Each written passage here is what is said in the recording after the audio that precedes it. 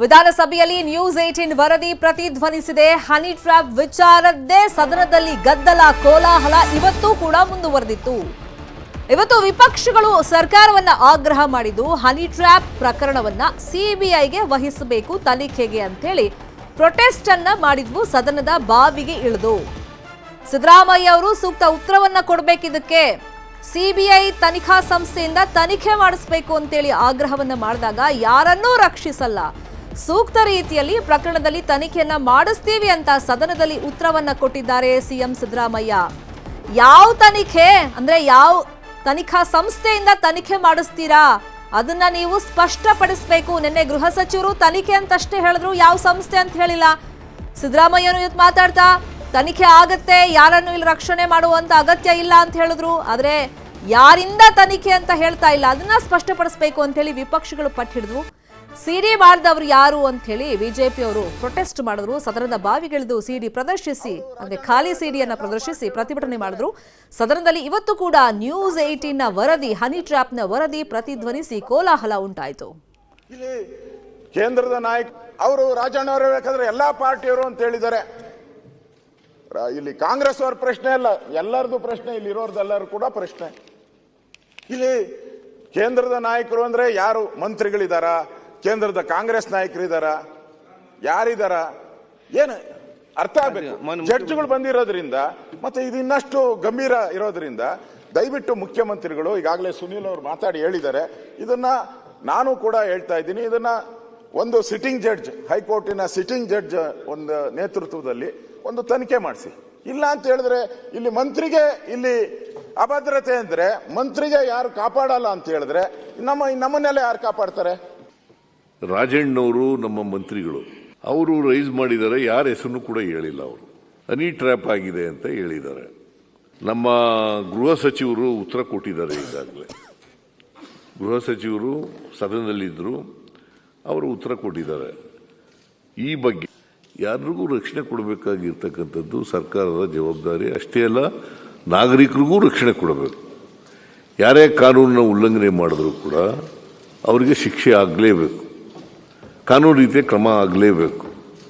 ಕಾನೂನು ರೀತಿ ಕ್ರಮ ತಗೊಳ್ಳಿಕ್ಕೆ ಪ್ರಯತ್ನವನ್ನು ಮಾಡ್ತೀವಿ. ನಂಬರ್ 1, ರಾಜಣ್ಣವರು ದೂರು ಕೊಡಲಿ, ನಾವು ಅದಕ್ಕೆ ಉನ್ನತ ಮಟ್ಟದ ತನಿಖೆ ಮಾಡಿಸ್ತೀವಿ, ಉನ್ನತ ಮಟ್ಟದ ತನಿಖೆ ಮಾಡಿಸ್ತೀವಿ ಅಂತ ಉತ್ತರ ಕೊಟ್ಟ ಮೇಲೆ ಯಾರಿಗೂ ರಕ್ಷಣೆ ಮಾಡಲ್ಲ.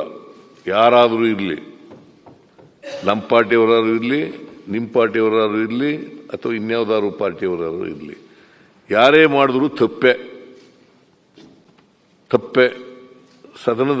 ಸದನದಲ್ಲಿ ಒಬ್ಬ ಸಚಿವ ಈ ತರ ಹೇಳಿದಾಗ ಸುಮ್ಮನೆ ಇರಕ್ಕಾಗೋದಿಲ್ಲ. ನಾವು 100ಕ್ಕೆ 100 ತನಿಖೆ ಮಾಡಿಸ್ತೇವೆ. ಮಾನ್ಯ ರಾಜಣ್ಣವರು ಹೌದು, ನನ್ನ ಮೇಲೆ ಇಂಥದ್ದೊಂದು ಪ್ರಯತ್ನ ನಡೆದಿದೆ ಅಂತೇಳಿ ಅವರು ಪ್ರಸ್ತಾಪ ಮಾಡಿದರು. ಮಾತನಾಡುವಾಗ ಅವ್ರು ಹೇಳಿದ್ದು, ಇನ್ನೂ ಆ ಪಕ್ಷದ ಆ ಭಾಗದಲ್ಲಿರ್ತಕ್ಕಂಥ ಸದಸ್ಯರುಗಳು ಮತ್ತು ದೆಹಲಿಯಲ್ಲಿ ಕೂಡ ಅನೇಕ ಜನರು ಈ ರೀತಿ ಒಳಗಾಗಿದ್ದಾರೆ ಅಂತಕ್ಕಂಥ ಮಾತನ್ನ, ಅದೇ ಹನಿ ಟ್ರ್ಯಾಪ್ ಅಂತಕ್ಕಂಥ ಹನಿ ಟ್ರ್ಯಾಪ್ ಕಂಪ್ಲೇಂಟ್ ಕೊಡ್ತೇನೆ, ಇದಕ್ಕೊಂದು ತನಿಖೆ ಮಾಡಿಸಿ ಅಂತ ಹೇಳಿದ್ರು. ಅವ್ರು ಇನ್ನೂವರೆಗೆ ಕಂಪ್ಲೇಂಟ್ ಕೊಟ್ಟಿಲ್ಲ ಮಾನ್ಯ ಅಧ್ಯಕ್ಷರೇ. ಆ ಕಂಪ್ಲೇಂಟ್ನಲ್ಲಿ ಏನಿರುತ್ತೆ ಅನ್ನೋದು ಕೂಡ ನಮಗೇನು ಗೊತ್ತಿಲ್ಲ, ಊಹೆ ಮಾಡೋಕ್ಕಾಗಲ್ಲ. I cannot guess. ನಾನು ಸದನದಲ್ಲಿ ಎಲ್ಲ ಸದಸ್ಯರಿಗೂ ಕೂಡ ಹೇಳಿ ನಾನು ತನಿಖೆಯನ್ನು ಮಾಡಿಸ್ತೇನೆ ಅಂತ ಹೇಳಿದ್ದೇನೆ. ನಾನು ಹೇಳಿ ಕಮಿಟ್ ಆಗಿದ್ದೇನೆ, ತನಿಖೆ ಮಾಡಿಸ್ತೇನೆ ಅಂತ.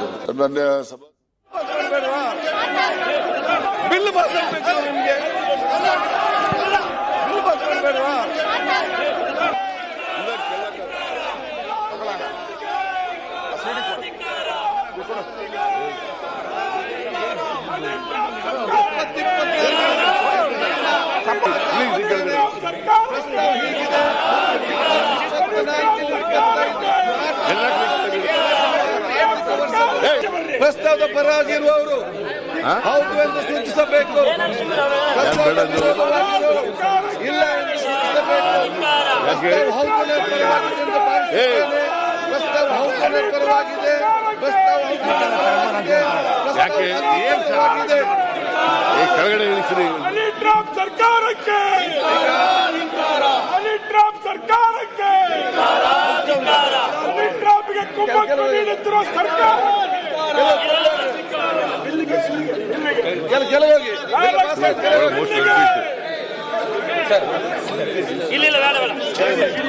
ಕೆಳಗೆ ಹೋಗ್ಬೇಕಾಗ್ತದೆ. ಆಯ್ತಪ್ಪ ಬಿಲ್ ಪಾಸ್ ಆಗ್ಬೇಕು ನಿಮ್ಗೆ. ಬಿಲ್ ಪಾಸ್ ಮಾಡಬೇಡವಾ? ಬಿಲ್ ಪಾಸ್ ಆಗ್ಬೇಕು ನಿಮ್ಗೆ. ಬಿಲ್ ಪಾಸ್ ಮಾಡಬೇಡವಾ? ಬಿಲ್ ಪಾಸ್ ಆಗ್ಬೇಕು ನಿಮ್ಗೆ. ಬಿಲ್ ಪಾಸ್ ಮಾಡಬೇಡವಾ? ಬಿಲ್ ಪಾಸ್ ಆಗ್ಬೇಕು ನಿಮ್ಗೆ. Bill pass ಮಾಡಬೇಡವಾ?